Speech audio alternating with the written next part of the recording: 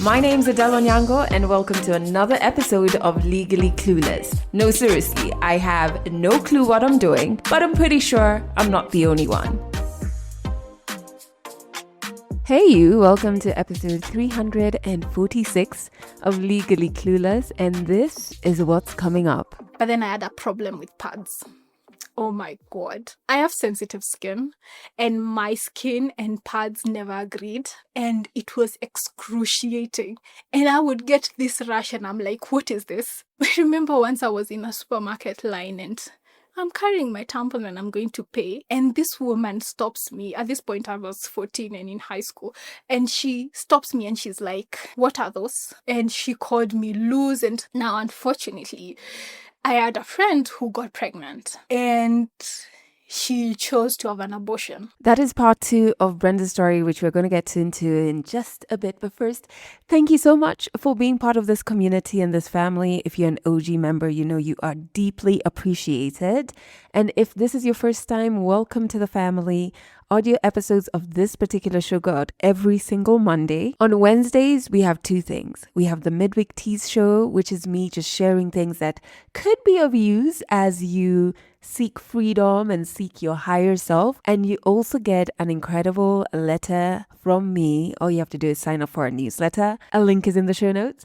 And on Thursdays, you get episodes of For Mannerless Women, our brand new show that is raising a new generation of shame-free women. And on Fridays, it's going to make a comeback really soon. We have a seasonal show called Ask a Therapist, where you get to ask accredited, skilled, incredible African practitioners questions to do with your individual healing journey. Yeah, so this sounds like a pretty dope family to be in. So welcome. Make sure you also subscribe to our YouTube channel. A link is in the show notes. And if you dig social media, you can find us on Instagram and on TikTok at Legally Clueless Africa. Before we dive into part 2 of Brenda's story, just a quick update for all family members. We are hosting our 3-part group therapy series. We do this all at a time, and we're doing this with Shamiri Health. This time around, we're focused on childhood trauma. The ticket portal closes this Thursday. The 9th of October is officially the last day for you to grab your tickets. Now, over 3 Saturdays, which is October 11th, November 8th, and December 6th, we are going to be alongside the very skilled psychologists from Shamiri Health. We're going to be unpacking signs you may be carrying childhood wounds, understanding what exactly is childhood trauma, right? How is it showing up in my adulthood? What trauma responses am I having and what coping mechanisms am I employing? Are they healthy? Are they not? What in the world is a trauma bond? How do I identify it? And the patterns that are keeping me stuck. How do we heal your inner child? What are the practical tools you can start using today? All of the 3 sessions will start from 10 a.m. to 2 p.m. And once you grab your ticket, which is $4,500, this covers all 3 sessions, all refreshments at the 3 sessions, and any notes or activities or resources that the psychologists may print out for you. To grab your ticket though, check out a link in the show notes or just go to Hustle Sasa or to our website, legallycluelessafrica.com. Check out the events tab. But don't forget to sign up before the portal closes because we're not going to be opening it after Thursday. This incredible opportunity will have passed you by. All right, today's part 2 of our ongoing story from Brenda. Just a bit of a recap, and in case you haven't listened to part 1, please just go back because you will be floating. But in case you did and you've forgotten slightly, so we met Brenda last week.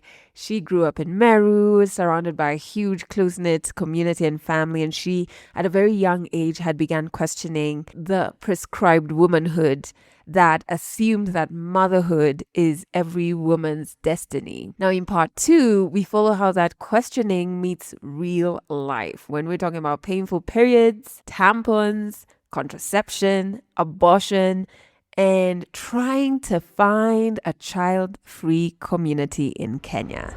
100 African stories on Legally Clueless. Stories from Africa. So the first 3 months were breathing, that's it. I didn't feel anything. But then I had a problem with pads. Oh my God. No one said that I have sensitive skin and my skin and pads never agreed. And it was excruciating. And I would get this rash and I'm like, what is this? So I remember that first month thinking, what? But they never said anything that a pad could be bad for you. The reading came through again. I remember thinking, you know what? This cannot be it, because we had two options. We had pads and we had the tiny pads that you're supposed to use like on your lighter days, panty liners. So we only had two options. You could either use a pad or panty liners. I'm thinking, okay, so a pad is bad. So I'm going to use a panty liner. But then by the time our school had a really big compound. So the loos would be, like at the corner of the school compound, and the classes were like at the middle, but at the central middle that you have to walk. So by the time I got from the loo to class, I'm like, I need to go back and change what it is. So our panty liner is not working. And I was so miserable. I remember thinking, what? But they said I would become a woman and I would be so happy. And this is what I should be. I mean, so why is it this hard and why is it suffering in a way? And the reading came through. So one Saturday, I'm just reading the Saturday magazine again. But that magazine was, I don't know why nowadays it doesn't look the same. Anyway. That Saturday magazine was top tier. I will give them like 10 out of 10 anyway. So they had a story about a company that was producing menstrual cups. They were called Ruby cups. And that story explained it. And I was like, oh, so they did not mention that there were other options to pads, but however, they are menstrual cups. And then I went and I Googled and, well, one menstrual cup at the time was 1,800. I remember thinking, how am I going home to explain this to my mom and dad why I need 1,800 for a pad equivalent? I mean, yes, they're saying it's going to last for 10 years, but how do I explain needing 1,800 when pads were 140 shillings for the big pack that used to come with, I guess, pads for the entire month or that cycle that month? So I was like, that is not going to work. But then in my mind, I'm like, okay, so the way we have soap, we have bar soap, we have Omo, we have Jake and other things. Then it implies that if there are pads and there are menstrual cups, there might be something else. I don't remember exactly what I searched, but tampons came up. And I was like, see? And how much are they again? Pads were 140 bob, and I think tampons at the time were like 180. Like, this is it. But at that time we were home for the holiday, and I was like, this is it. So I don't even remember what excuse I gave, but I gave an excuse and I had some extra pocket money and I went to town. And from our home to Meru town, it's not far. And we had only one supermarket in Meru at the time. And thank God they had tampons. And I went and told and those days they used to put them behind a counter like you're going to steal them or something. So every time you want one, you're going to ask somebody. Anyway, I went to that one and I was like, I want tampons. And I had also done my research into knowing, so there are different sizes. So you're supposed to start from the smallest and then go up in case you need it if your flow is heavier, etc. So I was like, yes, I want the smallest packet, and they gave it to me. I paid and I went home. I wasn't on my period, but I was like, I need practice. So I had read so many things, what to do, how to insert one, so I went and tried it. And I couldn't believe it. It was literally like someone had offered me a miracle. I was like, I have suffered, and now this thing, I can't even feel it. I spent that day sprinting, squatting, bending over, climbing a tree, rolling on my belly. Anything that I could think of doing, I did it, because I was like, oh no, like I sit down, I can't feel it. I jump, I cannot feel it. And you mean I am going to be this comfortable for my period next time? And I was so happy. I was so happy. You can imagine the looks and the beliefs that people have, going again to raising girls and raising them in the environment that I was raised, and also in church.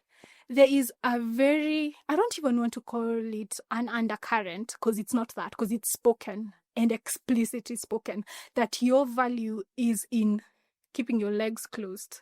You want to keep your virginity for your husband, your marriage. When you do it, God is going to reward you with a good husband. You're going to be married for 70 years. You're going to have godly children, etc.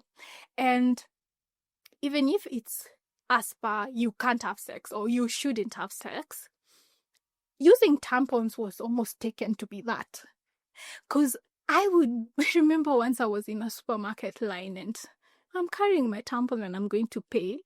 And this woman stops me. At this point, I was 14 and in high school.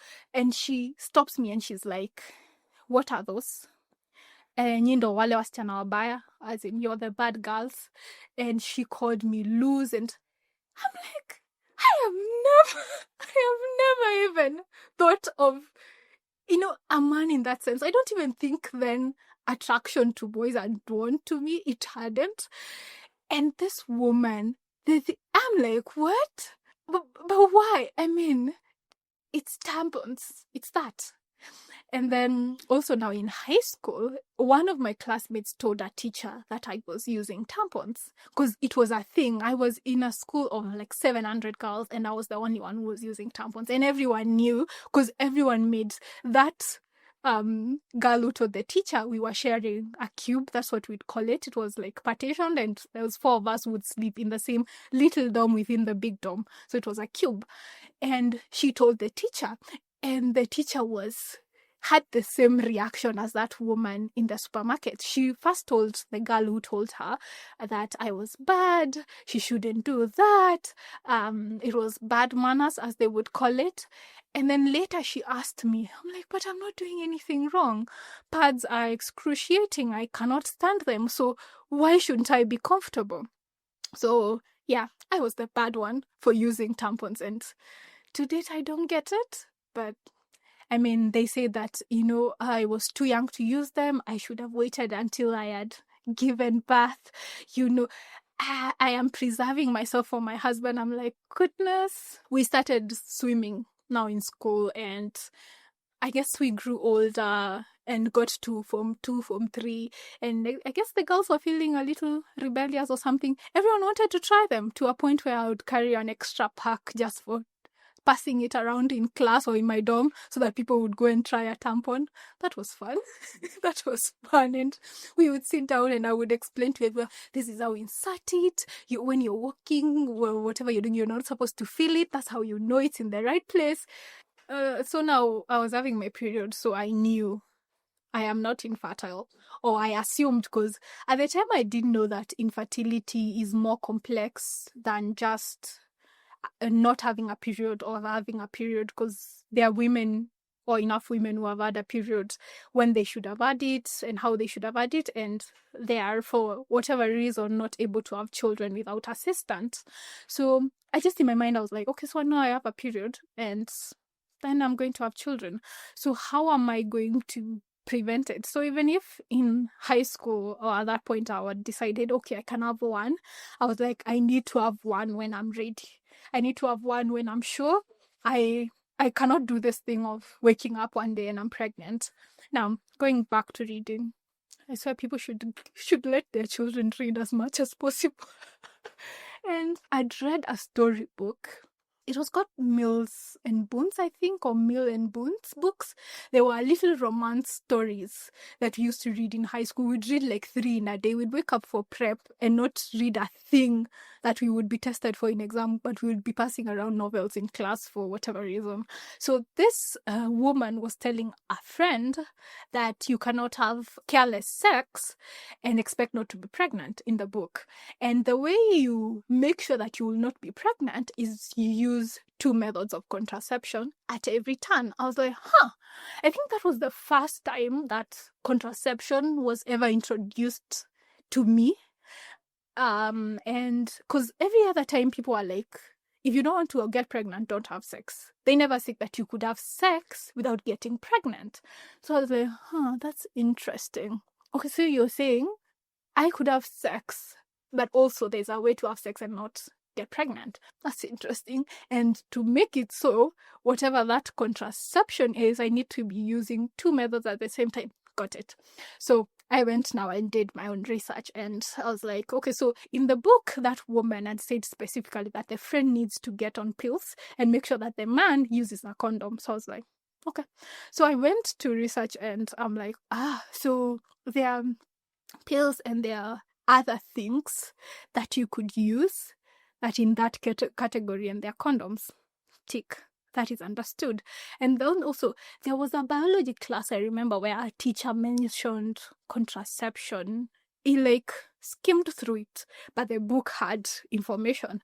So I read more and I'm like, so there are pills, there are injections, there are implants, there are other things. I was like, okay, I'll keep that in mind. And so now we are coming to university, and I came to university in Nairobi. And in my mind, I'm like, oh, okay. So the book said, and also my research said, 2 protections. I'm like, got that.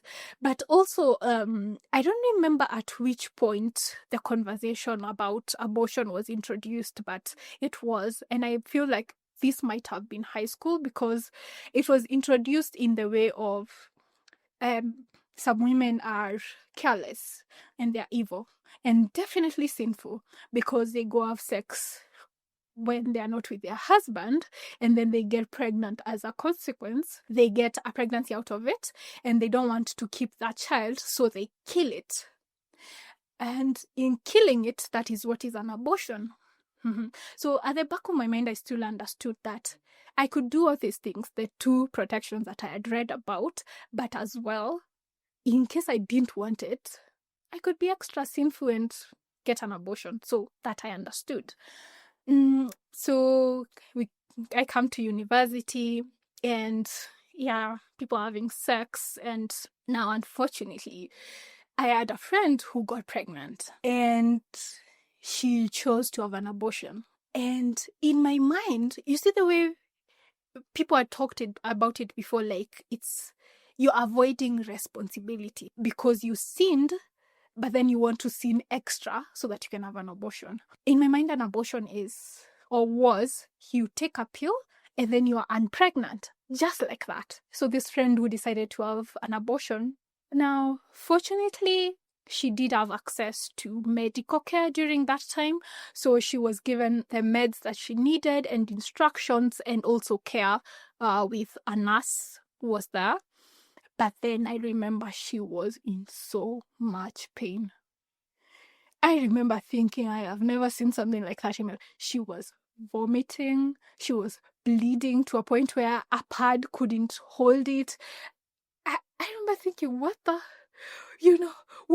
on earth is that? And in that moment, I knew for a fact that I did not want to ever get pregnant.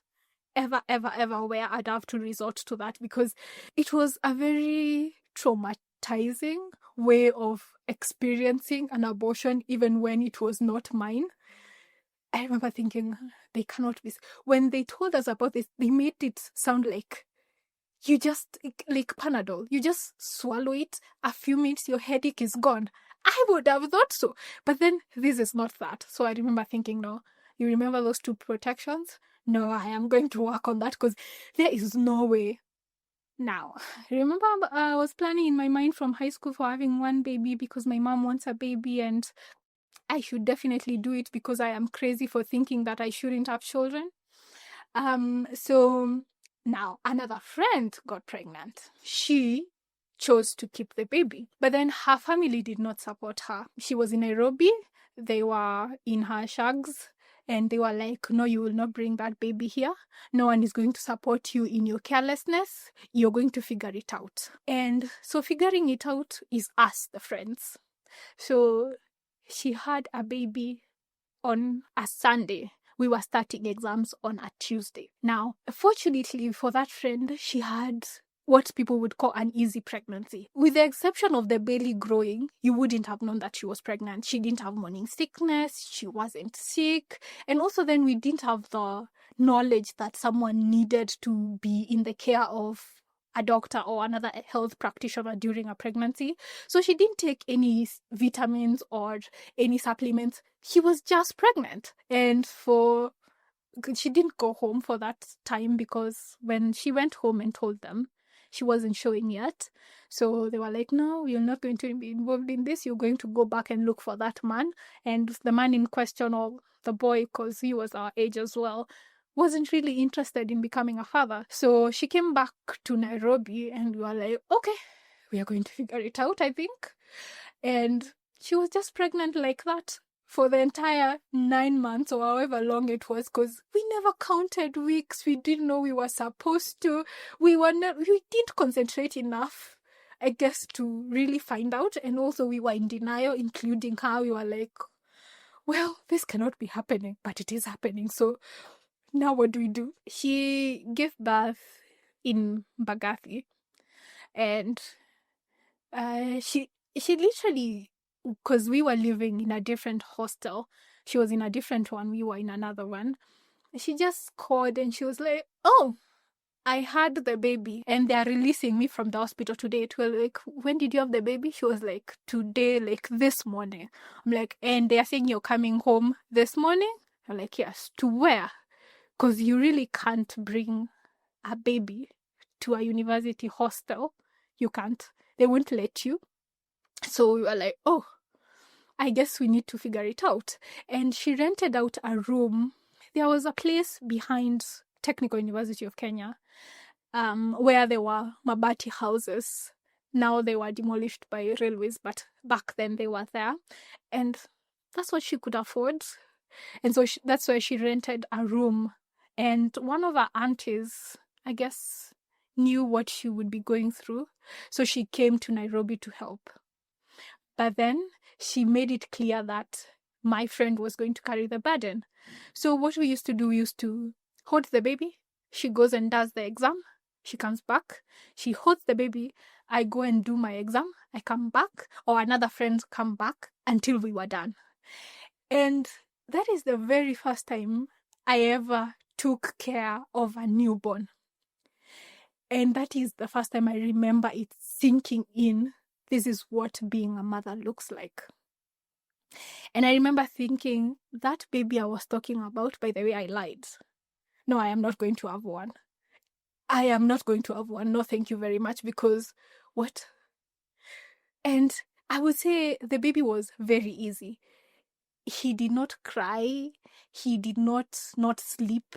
He didn't do anything that we would have said was extra stressful.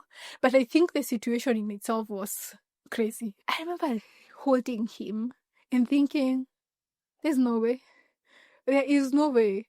And that's when it occurred to me that I could not have a child for someone else.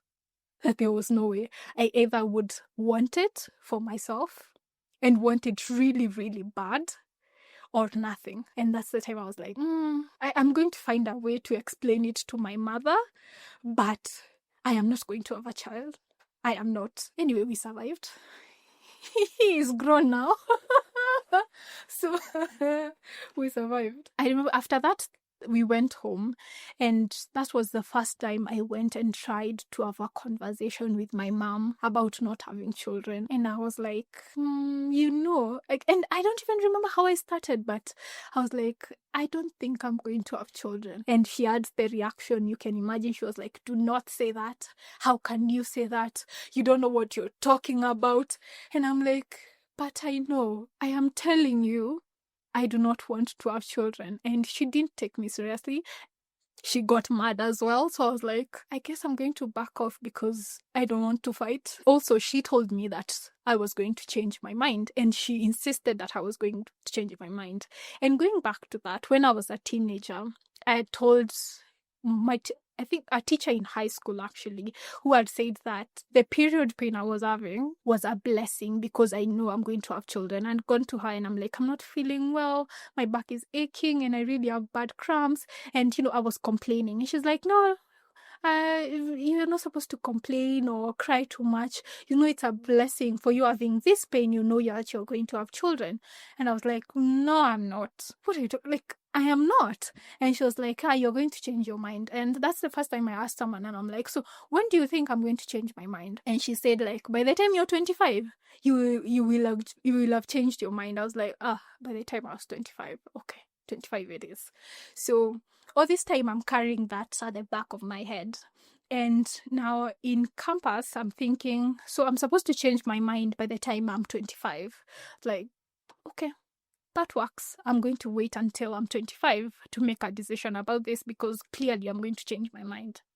So now, when I told my mom about it and she was insisting I'm going to change my mind, at the back of my mind, I was like, okay, perhaps they have a point. I mean, they have lived a longer life than I have, and they have experienced things that I have not. So, yeah, I guess they might be right. I would change my mind. So we finished campus, and I don't remember at what point. No, actually, I do.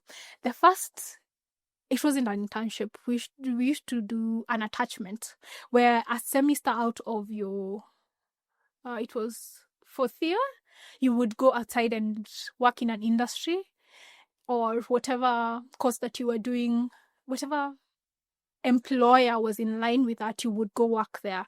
It was for free and it was taken as part of classes, but you go and work in a way to see what working would look like in your area.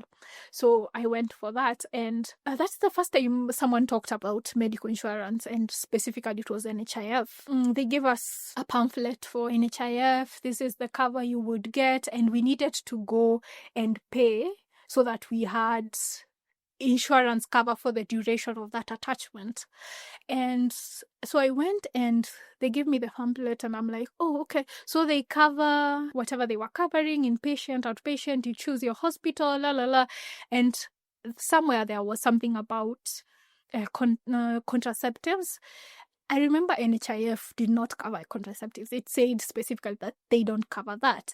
But then they said that they covered sterilization if someone was 43 years old or they had 4 children. And I remember thinking, oh, what? Sterilization, you said. As usual, I went and did my own research and searched for what exactly they meant by that, and they meant tubal ligation.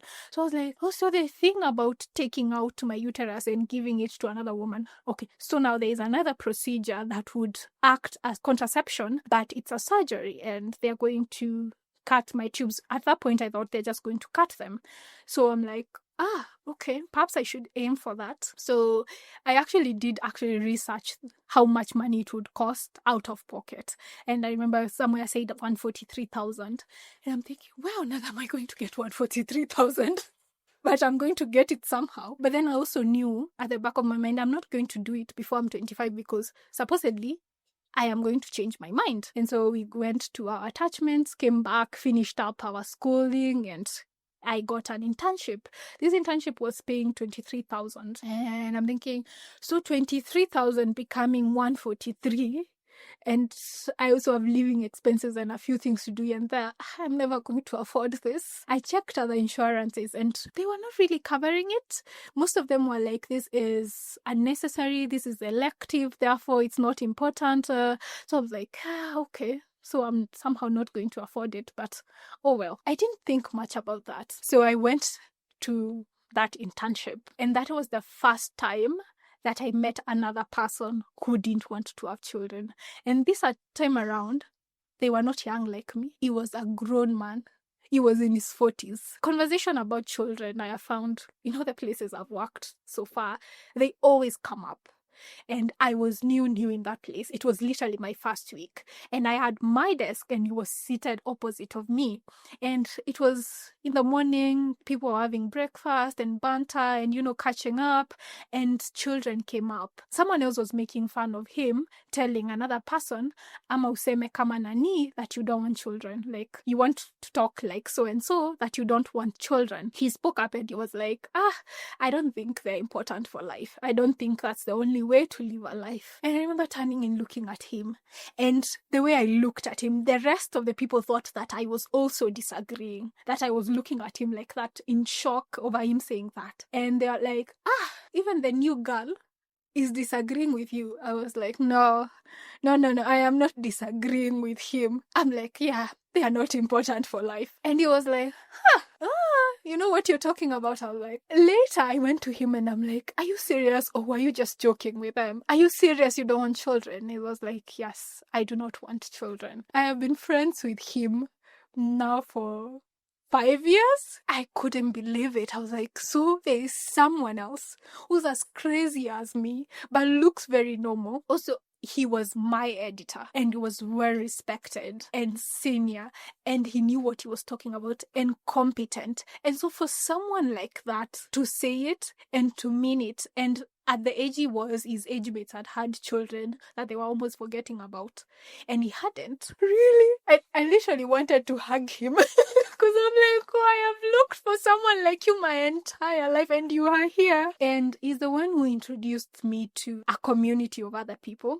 And he was like, if you are sure about this or if you want to know more, you should search for child-free people. That was actually the first time someone said it, like child-free. The first place I looked was Facebook, and sure enough, there are enough child-free communities and groups on Facebook, and I joined like 2. Also, one of the ones that I joined, it's called Child-Free Seeking Sterilization. I started getting more information and also being around other people who are like me. And suddenly, I did not look so crazy, even to myself, even to my brain. I was like, I'm not crazy. I'm not even sick. I'm not possessed. I am not cursed. I'm not any of those things. I am just me. And I'm not even that odd because there's all these people who are like me. And it was very freeing and very, I cannot even describe that feeling. It's almost like I arrived in my life in those groups, though they were not like groups that I could see a person and sit with them and talk to them, but then in writing to each other, in writing about our experiences, in someone would write about the things they had been told about saying that they were child-free, and I'm like, that is me. I'm like, you're from halfway across the world, and this is my experience too. Someone would write about the first time they told their parents and how they reacted. And I'm like, did they read the same script? It's almost like I was in a family in a way. The sterilization group, then I found out that the tubal ligation I'd read about, there are like 4 different ways of doing it. And even better, you can have your tubes removed entirely. I'm like, and the thing about taking out the entire uterus is called an hysterectomy. I learned so much in such a short while. I wanted to tell everyone I knew. That was an amazing time. I didn't feel crazy for the first time in almost my entire life. In that space of looking for other people who are like me, that's when I found Abby. She is very vocal about being child-free and being Kenyan and African, and in that context, because the groups that I had been in on Facebook, yeah, they were full of other people like me, but none of them fit in my context. They were white or Asian or Indian, but then the Asian and Indian ones, there are things that I could see happening in my culture that happened in theirs, but at the same time, it's different. So I was wondering, so apart from the one that I know, is there any other person? And so I found her. And in finding her, I also found that she has a group, a Kenyan group, that she organized and put together. And it's for people who are child-free. And I was like, oh my God. Anyway, I DM'd her and she added me to that group. It is still on WhatsApp. And I met my people, and in meeting them in such a local space and also in a space where geographically we can sit together and talk and meet and share experiences and actually have a life in a way together. That was the most amazing thing. So I thought, so we are waiting until we are 25. I remember the morning of my 25th birthday. I literally sat with myself and I'm like, okay, so I'm 25 now. Do I want a child? Do I think I will change my mind? No. Do I want to like wait? No. Do I think I'm crazy? Especially that was definitely not. Do I think that this is valid? Yes. And that is the day I started looking for a doctor. That day I was like, good. So the group on Facebook said that there are 1, 2, 3 different ways. And in using those specific medical terms, I would literally just type it out and be like, clinic. I'm like, this and this clinic. And I found a couple, I'd say a handful of doctors in Nairobi who were doing them. Those procedures named that, but they never said that they were doing it to sterilize a woman to make sure that she doesn't have a child. I found that, for example, the complete removal of the tubes, they said it was, for example, for when a woman had an ectopic pregnancy.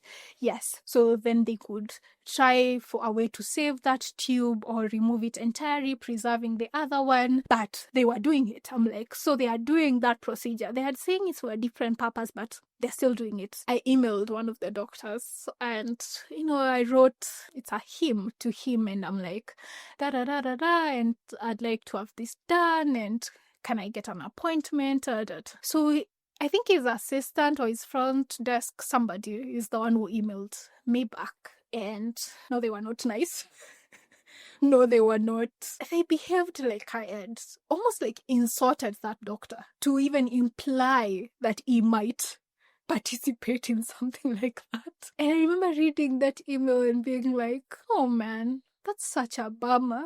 You could just have said no. The one who replied to the email went on and on and on about that is not what their practice is about. They market themselves as fertility specialists. They help women who have had a difficulty getting pregnant, the ectopic pregnancy thing. So in a way, I was almost swelling their reputation or something. And I remember reading that and thinking, also, now I don't have the money. And I'm not going to get it anytime soon. I also do not have a doctor because these people, and I really couldn't, I guess, find the courage to go into a face-to-face appointment. Also, in the group, a lot of people had shared how the doctors had treated them. And I'm like, and they really charged a lot for consultation. I'm like, so I'm paying 8,000 to go and see someone for 15 minutes so that they can berate me about my decisions and then send me home. I'm like, yeah, no, that is not going to work. So at this time, I had not found the Kenyan group. So I found it, and people are talking about getting their procedures done. In this country, you found a doctor who said yes and actually went through with it. They were like, yeah, actually we did. And I'm like, so tell me. Like, show me your ways. Tell me where you went. Tell me what you said. Tell me what you did. They said Marie Stopes was one of the places. I was like, yay, Marie Stopes it is. There's a number you can call for them and say what you want. That time now I was 26. Now this process of looking for a doctor had taken a year. And I'm like, okay, let me try that. They are lying when you call them and say what you want. They're like, oh yeah, we do it and we do it for this much. And it was way cheaper. It was 36,000, I think. And that specifically was cutting the tubes where they would cut two, not ends, but two places, cut out the middle part and also tie them. So I was like, okay, so you do it? They were like, yeah, but your age, we would prefer if someone was older, now you might change your mind. And if you change your mind, you're going to blame us. I'm like, no, I'm not. I don't even think that's a thing where I change my mind and I blame you for coming to you and paying money to get this done. And then I blame you for what? So anyway, they were like, no, you're too young. Anyway, so I went home and I'm like, so I'm too young. Now I found a place. It's relatively cheaper than what I had known before. And they do it to other people, but they are saying I need to be older. So I just sat with that and I'm like, well, it almost seems like I'm never going to find a doctor. And then Mary Stops, they started having these outreach programs. A little later now, they would go to they had partnered with government, and they would go to a government facility and use that facility to give women contraception and also perform those permanent procedures on women who felt that they were done having children. There was a lot of propaganda around that. I remember people saying that the UN and other players have, I guess, a goal of depopulating Africa and other stories. I'm like, I don't care the goal they have. This is for me. But then I remember I'd finished university, the internship I'd gotten, COVID came. I had literally gotten a job 3 months before COVID was announced and they closed down everything. And so I went back home. So all this time went, things started opening up, I'm home. So even if Mary Stops is offering this for free, I can't go anywhere and do it because now where do I go? I am back in Meru. They are doing it in Nairobi. And I remember the one time they came to Meru, I knew I can't do it and then go back to my parents' house and say I did what? Who is going to nurse me back to health? It's not like I can pretend. I will not be able to sit up. I'll not be able to do the normal things that I do. Someone is going to notice me wincing and sighing. And so what do I say I did?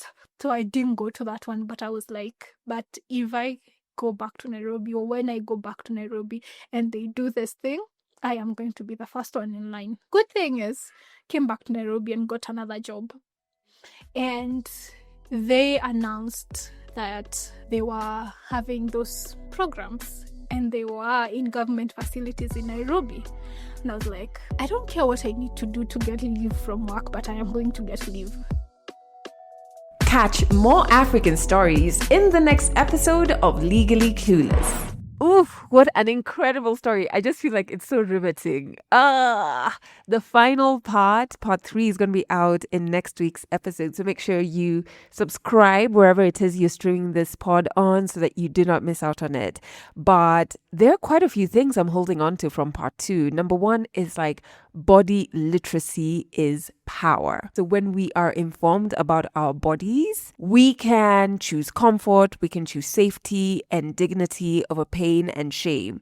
Even just thinking about the people who were staying away from tampons and were choosing pads, and maybe they were having a reaction to pads. Remember my Always Experience expose that happened a few years ago that was really looking at African women were getting substandard pads from Always and were having infections and skin conditions.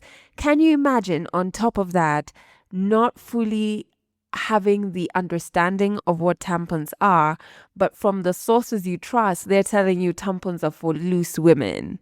So you stick with this option that is disagreeing with your body. What? The other thing I really connected with was community dissolves isolation. Community is so powerful. Finding the people who mirror your truth can turn those questions of like, am I crazy, into I'm not alone. Nothing is wrong with me. I've just found an alternative way of doing life. Honestly, that happened for me with my divorce. And I remember the first community I found was all the way in Dubai. And we were on this cruise and we made friends with the only other Black people on the cruise. Because that's what you do. If you've ever traveled to another country off of the continent where, you know, maybe you might be in an area where you don't see too many Black people, you know that you automatically notice any other Black person. Anyway, so we were on this cruise. There was another couple. And so we struck a conversation with them. We became friends with them. My person is talking to the guy from that couple. And then he comes back to me and he's like, that guy is divorced. You should definitely talk to them. And it was at a point where I wasn't too vocal about being divorced. I was trying to navigate the shame because it felt like anywhere you brought it up, what would receive that was shame, right? So I was just like, maybe this is not something I should be saying. Anyway, it turns out these two who were from Swaziland, they were in a relationship. They were both previously married and then got divorced. They both have kids from their previous marriages and now they were together. And so the woman and I really hit it off and we're talking and I'm just telling her all of these things I'm navigating. She's like, do you have kids? I'm like, no. She's like, girl, that's going to be a walk in the park for you. And she even gives me her phone number. Can you imagine? She gives me her phone number and she's like, whenever it gets too much, shoot me a WhatsApp message. Can you imagine that? And this is someone I still talk to date. And just finding that community in like the weirdest of places. Like I found those communities in a cruise in Dubai. I found them just in also in Dubai, actually. Dubai was good for me. I found another group of community, other women who are also divorcees, and it was just incredible. So finding community is magic. The other thing that really stood out for me is like gatekeeping is so fucking real. Honestly, we need to work on our healthcare that centers informed consent and just respects women's choices. The funny thing about this age thing is I always find it interesting that when someone is 18, we say that person is mature enough to be able to make a decision about who should lead their country and their county. They're able to vote. They are able to get married, right? But they're not able to make decisions about the body they live in. It's fucking ridiculous. Like, really, it's ridiculous. I remember, and it's so funny, I always thought it was not allowed for me to say I don't want kids. And I always thought I needed to have this huge reason as to why I don't want kids. And I think even as recently as maybe the first year of running this particular show, so that's what, 2019, I still didn't think it was okay for me to say that I don't want kids. And so I was looking for a big reason why, and I was like, okay, maybe it's because I'm grieving my mom or this, that, and the other. And I remember finding out that if I wanted to get my tubes tied, this was back when I was in campus, which is so interesting that I was already thinking about that. So it means even back then I was already like, this kid's thing, I'm not so sure. Count me out. But I was finding out that I was not going to be able to get my tubes tied unless I was of a certain age and unless I'd already had 3 kids. And I remember thinking, well, that defeats the purpose. I'm not really for these kids. I'm not about these kids. Why do you want me to have 3 in order to believe that, okay, fine, her decision matters now? And we really have to think about how women's bodies are so political. So political. Everybody wants access to our bodies and our choices on our bodies and our ability to say if we want kids, if we don't, and how many kids we should have, blah, blah, blah, right? And it's for no one's benefit but forces external to us. And there are many, many reasons why. And I just feel like we need to get rid of the patriarchy that drives our healthcare systems. Did you know, for example, there are a lot of studies about women's health and women's bodies that only actually started basing their research on an actual woman's body and not drawing from men's bodies, and not, even when they use animals for their research, using female bodies. This only started happening in the 80s. Like, that's when they were like, okay, maybe let's start looking at a woman's body to research what's happening to her. That's one. Number 2, I might be wrong and they may have been more accurate data, but last I checked, 1 in 10 women suffers from endometriosis, okay? The biggest, most recent study on that disease that a lot of women are suffering, the study was on how endometriosis affects the male partners of the women who have this disease or this condition. What the fuck? I mean, what the actual fuck? And the last thing I took from this story was choice. Choice must be yours. And yesterday I was at a convening for the book that I co-authored. It was featured at a book club, and so I went for it and had a panel discussion with the host, and then just chilled with these incredible women afterwards. And we were talking about kids. 2 of us at the table were like, fuck them kids. 3 have kids and we're just like, yo, do not make this decision unless it's a decision that is yours and yours only. They mentioned how just accept, if should you choose to have kids, that for 4 years, your life is not going to be yours. The 1 year that, the pregnancy journey, and then until your child is 3.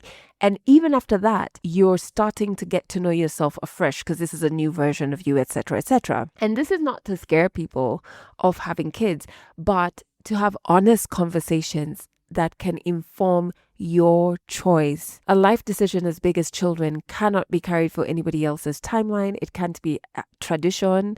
It can't be ego. It can't be comfort. It can't even be a gift for your partner. Good heavens, no. The choice must be yours. I would love to know what you connected with from part 2 of Brenda's story. Please drop me a comment. I love reading your comments and you guys are so awesome. I love every one of you who drops a comment wherever it is that you are listening to this episode on. Next week, we wrap up Brenda's story with part 3. Make sure you don't miss out on it. Now, if this episode resonated with you, make sure you follow, subscribe to Legally Clueless wherever you're listening, be it Spotify, Apple Podcasts, on YouTube. There's people who listen on Castbox. There's Amazon Music, wherever you are, because we're literally everywhere. Wherever it is that you're streaming this on, subscribe, please. It means the world to us. Watch more of our shows on our YouTube channel. Subscribe in the show notes. There's a link to it. Sign up for a newsletter so you get updates on things that I think will help you on your healing journey and all of our incredible events. Also, can I just say, I am receiving samples for the first product we're going to be stocking in our shop. So make sure you subscribe to the newsletter because we're probably going to make that announcement there first. And remember, group therapy registration closes this Thursday, the 9th of October. Link is in the show notes. And thank you so much for listening to this show to the very end. I truly appreciate you. And I know you have everything it takes to heal.